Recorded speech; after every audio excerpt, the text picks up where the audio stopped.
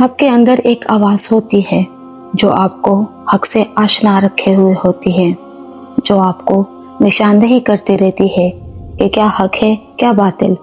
عجب بات ہے، حق والے ممکنہ اسباب وسائل نہ ہوتے ہوئے بھی حق کے لیے حق ادا کر جاتے ہیں۔ حق اللہ ہے۔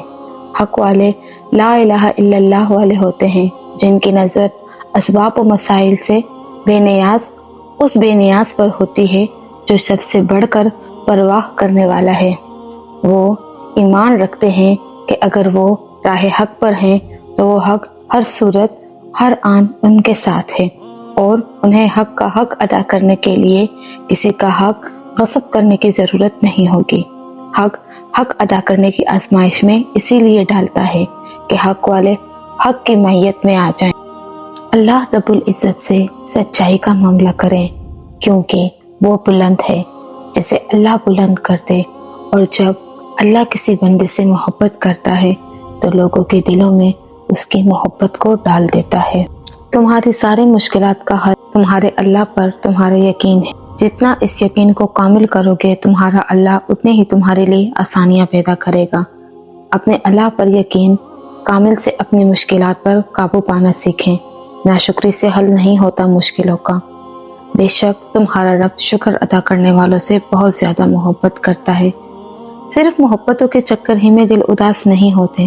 نماز چھوڑنے سے، جھوٹ بولنے سے، قرآن کو نہ پڑھنے سے، خیانت کرنے سے، یہاں تک کہ گانے سننے سے بھی دل کا سکون رخصت ہو جاتا ہے۔ ایک بے نام سی بے چینی رہتی ہے۔ اس بے چینی کی جڑ ہی اللہ سے دوری ہے۔ اللہ کو یاد نہ رکھنا ہے۔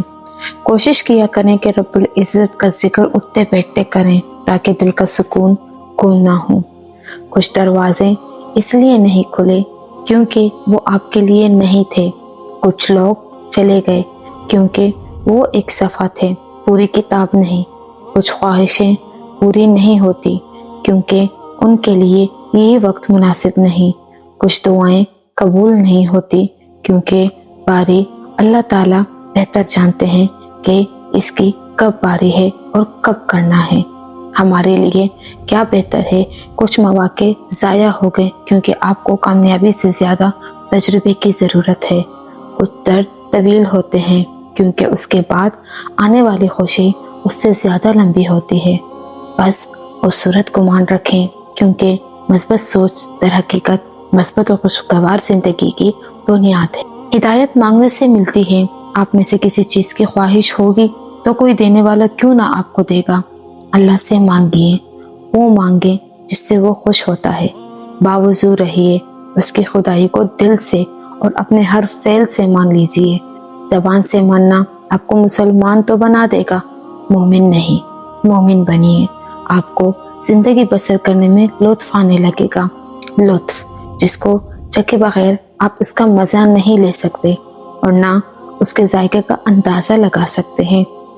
کبھی کبھی ایک سجدہ رات کے اندھیرے میں کیجیے اپنے خالق کے لیے، آپ وہ کیفیت پا سکیں گے۔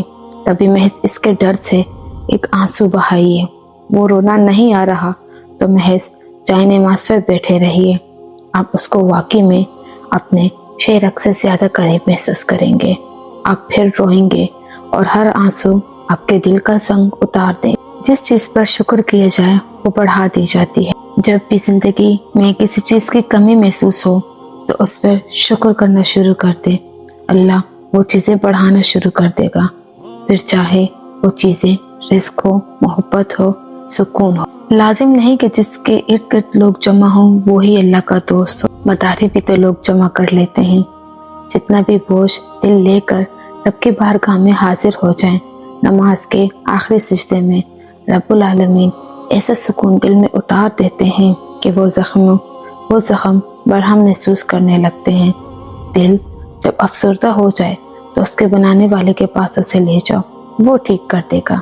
اللہ جانتا ہے وہ سب جو تمہارے دل پر گزر رہی ہے، وہ جو تمہیں پریشان کر رہا ہے، وہ جس سے تم ہلکان ہو رہے ہو، وہ جو درد تم اپنے اندر چھپائے ہو اور دنیا سے مسکراہٹ کے ساتھ مل رہے ہو، وہ سب آہیں جو رات کے پچھلے پہر تمہیں سونے نہیں دیتی اور کہیں اندر بہت کوہرام مچائے رکھتی ہیں۔ وہ آنسو जो तुम्हारे आंखों के अंदर ही कहीं दूर घुटते चले जाते हैं। वो सब जिसने तुम्हें गिरा दिया है, वो सब जिसके लिए तुम बेकरार हो, वो सब जिसकी तलब और तड़प ने तुम्हें कर्ब में डाल दिया है, वो सब जिसको ठीक करने की तगोदों में तुम थक, वो सब जिसके लिए तुम खड़े होने की पूरी कोशिश कर रहे हो।